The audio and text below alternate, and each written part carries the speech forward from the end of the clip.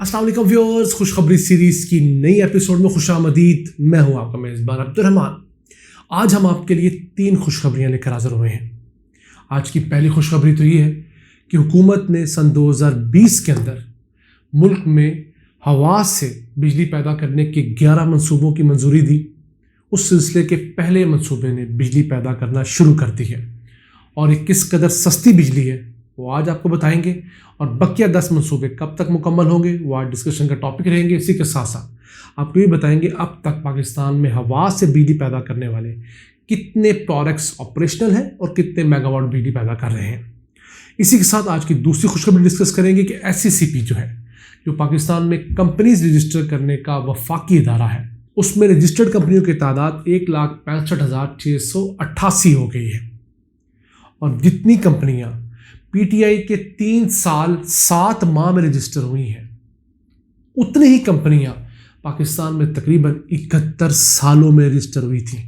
71 साल एक तरफ और 3 साल 7 माह एक तरफ, वो आपको आज हम डॉक्यूमेंट्री प्रूफ के जरिए बताएंगे। जबकि आखिरी खुशखबरी है कि पंजाब के अंदर इब्तदाई तौर पर ट्रैफिक के चालान्स का आगाज़ हो गया है ताकि लोगों को प्रॉब्लम भी ना हो और जो वार्डन साहिबान दिहाड़ी लगाते हैं उस पर भी बेखनी की जा सके। उसको प्रोग्राम के आखिर में डिस्कस करेंगे, लेकिन पहले चलते हैं सिंध, जहां 11 हवा से बिजली पैदा करने वाले मंसूबे सन 2020 में मंजूर किए गए। मार्च के महीने में कोरोना आ गया, लॉकडाउन लगा, काम लेट होता होता दिसंबर सन 2021 आया और उसके ऊपर बाकायदा काम का आगाज़ हुआ। इन 11 मंसूबों ने 660 मेगावाट बिजली पैदा करनी थी। तो खबर यह आई है कि पहला मंसूबा जो है उसने ऑपरेशन शुरू कर दिए, जो दिन एनर्जी कंपनी का है। ये 50 मेगावाट बिजली पैदा कर रहा है। $65 मिलियन की इन्वेस्टमेंट ये लगा है और इससे जो बिजली पैदा हो रही है वो 4.7 सेंट फी यूनिट है। यानी अगर रुपयों में देखें 180 रुपये का डॉलर हम अज्यूम कर लेते हैं, कुछ दिनों में डॉलर बेहतर होकर मुस्तकम हो जाएगा, तो 8.5 रुपये यूनिट की बिजली हमें इससे हासिल होगी, जो कि इस वक्त हम गैस से हासिल कर रहे हैं। LNG से तकरीबन 20-22 रुपये यूनिट की बिजली हम हासिल करें। उस हिसाब से ये तकरीबन 2.5 गुना सस्ती बिजली है। डॉलर पे डिबेट है। जब ये अदम एतमाद लॉन्च हुई मार्च के महीने में, तो उस वक्त डॉलर तकरीबन 178 रुपये के ऊपर था। फिर एक महीने के अंदर चूँकि हुकूमत अपनी मारामारी में पड़ गई, स्पेकुलेशंस आ गई, कुछ नून लीग ने अपना हाथ दिखाया तो ये 190 तक गया, लेकिन हमने देखा होगा वापस आ रहा है और इसलिए वापस आके तकरीबन 178-180 के करीब आके दोबारा से रुक जाना है। तो ये मामला है। अब अगर हम बताएं कि इनमें से बाकिया 10 प्रोडक्ट कौन कौन से हैं, तो उसके लिए आपको डिस्क्रिप्शन में जाना पड़ेगा। वो तफसीलात कुछ ऐसी हैं कि हमारे कुछ नाज़रीन जो है बोर होते हैं, तो जो हमने लिंक इस पर डिस्क्रिप्शन में पोस्ट किया, जाके आप देख सकते हैं कौन सी कंपनी का कितने मेगावाट का पावर प्लांट लग रहा है। इसके अलावा पाकिस्तान में अब तक 24 हवा से बिजली पैदा करने वाले जो विंड एनर्जी प्रोडक्ट्स हैं मुकम्मल हो चुके हैं। ये 25वां है।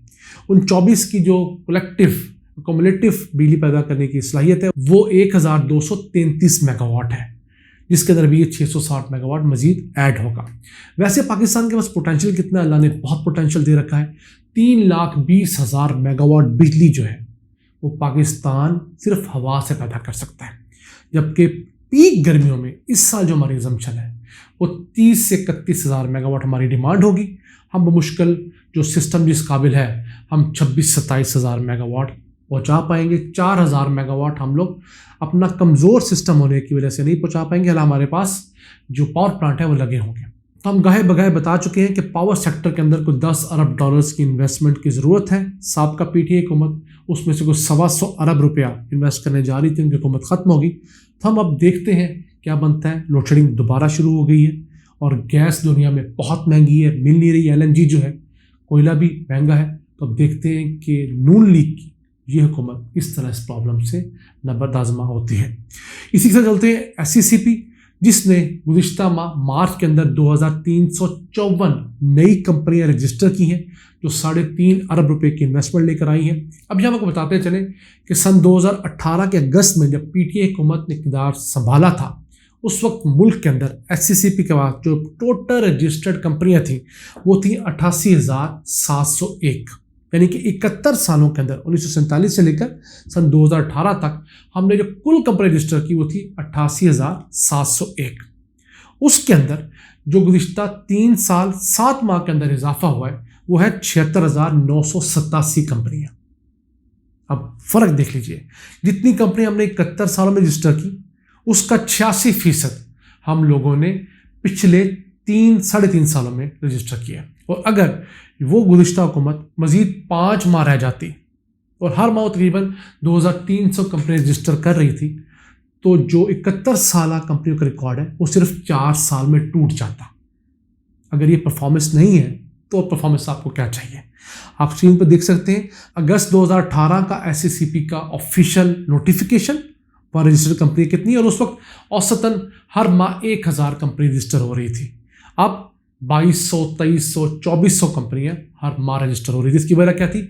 हुकूमत अब तमाम कारोबारी अफराद को इस काम पर मजबूर कर रही थी, वो खुद को रजिस्टर करवाएं, पाकिस्तानी लॉस के मुताबिक आएँ और फिर यहाँ से फैसिलिटीज़ मिलें। अब जिन कंपनियों ने पिछले माह रजिस्टर किया है उनमें से तकरीबन 80% कंपनियां जो है 2037 कंपनियां, उन्होंने तो ऑनलाइन ही अप्लाई करके तमाम सरकारी इदारों में दीगर, जैसे FBR हो गया, सोशल सिक्योरिटी हो गया, EOBI हो गया, और जो सूबों के लेबर के डिपार्टमेंट्स हैं वो ऑटोमेटिकली एक क्लिक के जरिए वहाँ अटैच हो गई। इन कंपनियों का फ़ायदा ये हुआ है कि वो टैक्स देना चाहती हैं, जैसे बहुत सारे पाकिस्तानी देना चाहते हैं, हालात की वजह से दे पा रहे थे, तो अब वो बासानी टैक्स नेट पर भी आए हैं। और जो सबसे ज़्यादा कंपनी रजिस्टर हुई है, एक तो कंस्ट्रक्शन की फील्ड में और दूसरा जो मेरे इंटरेस्ट की फील्ड है वो IT के अंदर। हर माह 350-400 कंपनियाँ IT, information technology, software house register हो रहे हैं। और ये ट्रेंड गुज़िश्ता 1.5-2 साल से मुसलसल चल रहा है और पाकिस्तान के लिए बड़ी अच्छी नवीद है। इसी से चलते हैं आज की तीसरी और आखिरी खुशखबरी की तरफ। तो पंजाब के अंदर जो चालान्स थे, ट्रैफिक चालान्स, उनमें भी दिहाड़ी लगती थी और बड़े मसाइल थे, उनको डिजिटलाइज करने के लिए गुज़िश्ता हुकूमत ने चालान, इलेक्ट्रॉनिक चालान का आगाज़ किया। उसके लिए इब्तदाई तौर पर हर ज़िले से 10 ट्रैफिक वार्डन्स को ट्रेनिंग दी गई है, जो कि मास्टर ट्रेनर्स होंगे, बाद में जाके अपने ज़िले में मज़ीद वार्डन्स को ट्रेनिंग देंगे। इन लोगों के पास 2 चीज़ें होंगी, एक तो चालान जनरेट करने वाली डिवाइस होगी और प्रिंटर होगा। तो अब जो भी चालान ये करेंगे वो फौरी तौर पर सिस्टम जनरेटेड होगा। उसमें 2 नंबरी जो जाली बुकें बन जाती थी, बाहर से प्रिंट करवाई होती थी कई वार्डन्स में, वो काम नहीं हो सकेगा। और फिर लोगों के पास ऑप्शन होगा कि उसी वक्त QR कोड के ज़रिए या अपने मोबाइल ऐप के ज़रिए, अपने बैंक अकाउंट के ज़रिए पैसे जमा करवा के और अपना जो शनाख्ती कार्ड दिया होता है या अपना कुछ और कीमती डॉक्यूमेंट रखवाया होता है वापस ले सकेंगे। उनको बार बार ट्रैफिक के दफातर नहीं जाना पड़ेगा। मैं समझता हूँ अच्छा इक़दाम है।